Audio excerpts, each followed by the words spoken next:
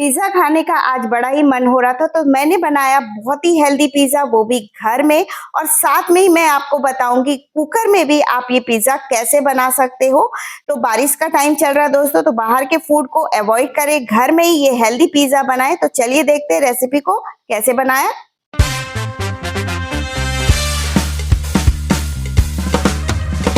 तो इस healthy pizza को बनाने के लिए सबसे पहले हम लेंगे ग्राइंडर जार और उसमें लेंगे हम 1 कप के करीब गेहूं का आटा। साथ में ही हम 1 कप लेंगे सूजी, जिसे इंग्लिश में सेमोलिना भी कहते हैं। यहाँ पे मोटा बारीक कुछ भी आप ले सकते हैं और इसको हमें अच्छे से ग्राइंड कर लेना है। अगर आप सूजी नहीं लेना चाहते तो सेम क्वांटिटी में आप और बढ़ा लीजिए गेहूं का आटा। सूजी डालने से थोड़ा सा क्रस्ट जो होता है बहुत ही अच्छा आता है। अब यहाँ पे एक बाउल में हम लेंगे पानी, जो कि 200 ml है। पानी थोड़ा सा कम ज्यादा हो सकता है। साथ में एक छोटा चम्मच हम शक्कर लेंगे और 3/4 टीस्पून के करीब यहाँ पे मैं इंस्टेंट ड्राई ईस्ट ले रही हूँ। इसको राइस करने के लिए अपने को ज्यादा मेहनत नहीं करनी होती है। इसको सिंपली रूम टेम्परेचर के पानी में ही मैंने इसे इस तरह से घोल लिया है। अगर आप ड्राई ईस्ट ले रहे हैं तो उसको आपको फर्मेंट करने के लिए 10 से 15 मिनट तक आपको उसको रखना पड़ता है। बस इसे हम मिक्स कर लेंगे थोड़ा सा झाग आने तक। अब यहाँ पे जो ग्राइंड करके हमने आटा रखा था ना, उसको हमें यहाँ पे छान लेना है। छान के ही लेंगे और छानने के बाद इसको अच्छे से जब छन जाएगा तो ये हमने जो ईस्ट जो हमने फेंट के रखा है शक्कर के साथ, वो हम इसमें डाल देंगे। इसी के साथ यहाँ पे नमक डालेंगे 1 छोटा चम्मच और 2 छोटा चम्मच ही दही ले रही हूँ मैं। तो दही जो है बहुत ज्यादा खट्टा नहीं होगा। दही डालने से बहुत ही अच्छा राइस होगा हमारा जो पिज्जा बेस बना रहे हैं हम। तो यहाँ पे जो ईस्ट वाला पानी है वो भी डाल दिया है मैंने और डाल के इसको अच्छे से मिक्स कर लेना है। आप चाहे तो जब हमने ईस्ट को जो हमने मिक्स किया उसी पानी में डायरेक्ट आटा को छान के और ले सकते हैं, पर बाउल मेरा छोटा था इसलिए मैंने इसे परात में लिया है। अब यहाँ पे जब अच्छे से मिक्स हो जाए तो इसे आपको 5 से 10 मिनट तक इसी तरह से स्ट्रेच एंड फोल्ड तरीके से इसे आपको मिक्स करना है।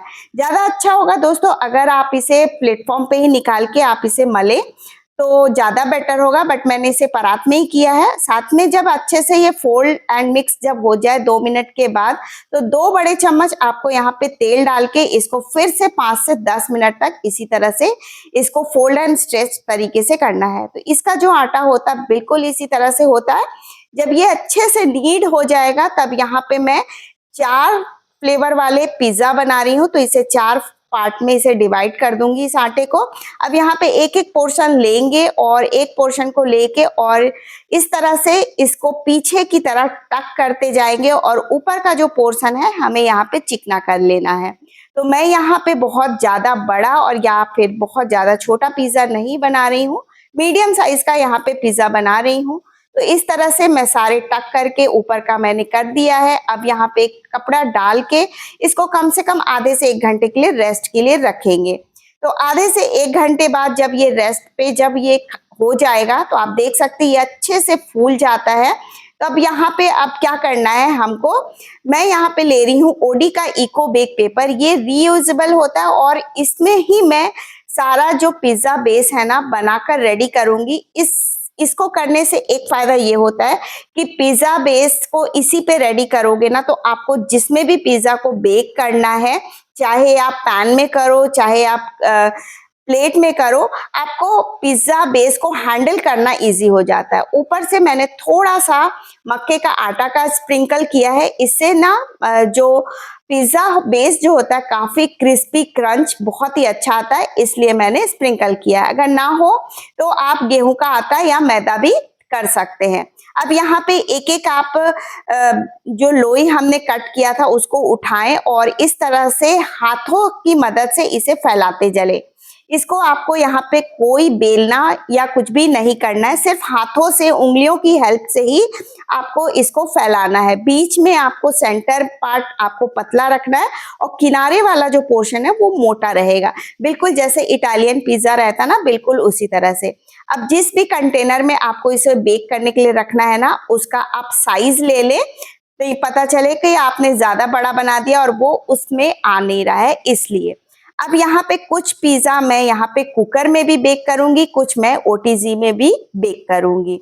तो इसी तरह से सारे जितने भी कट किया था ना, उसको हम इसी तरह से बनाकर रेडी कर लेंगे और देख सकते हैं मुझे हैंडल करने में बिल्कुल भी तकलीफ नहीं हो रही।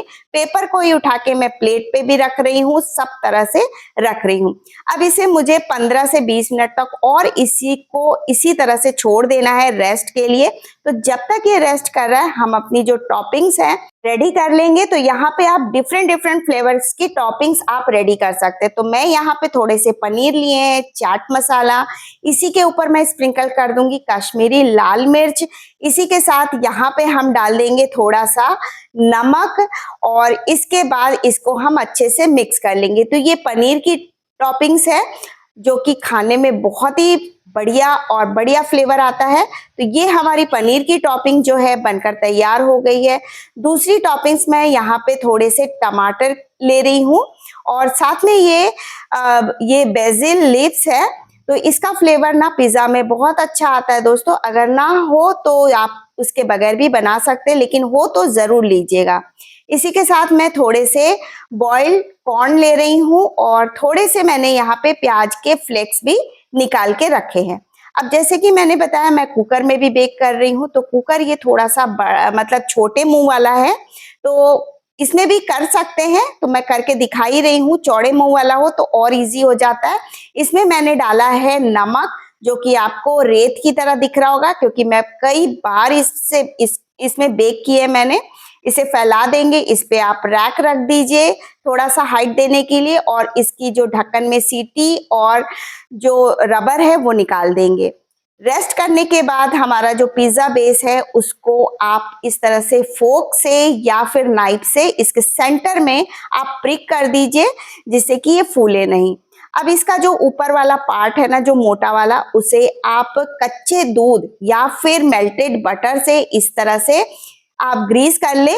इससे क्या होगा कि जो हमारे पिज्जा बेस है उसमें एक शाइन आएगा, सॉफ्टनेस आएगा और क्रंच काफी अच्छा आएगा, बिल्कुल जैसे बाजार जैसा होता है।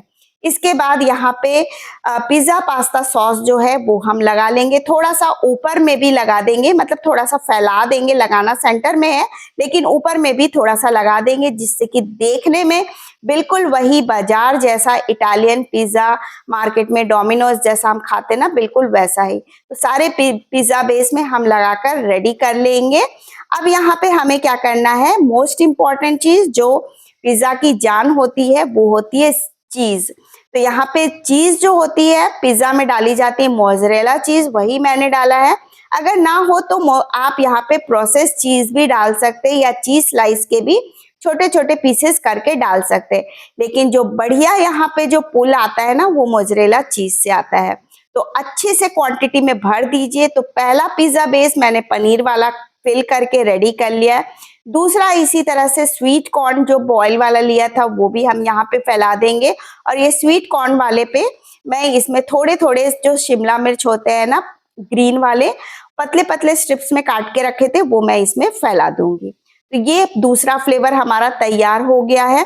साथ में ही यहाँ पे जो टोमेटो वाला है वो भी हम यहाँ पे तैयार कर लेंगे।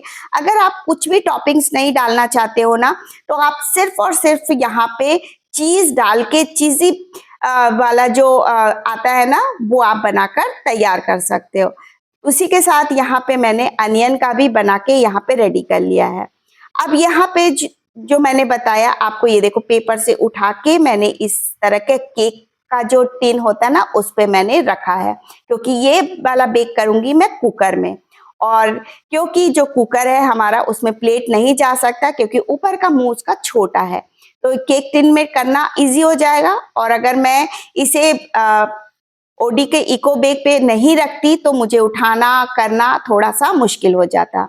इन सबको प्री हीट होने के लिए रखेंगे 10 मिनट तक। मैं कुछ ओटीजी में भी कर रही हूँ, तो ओटीजी को भी 170 डिग्री पे मैं 10 मिनट्स के लिए प्री हीट होने के लिए रखा था।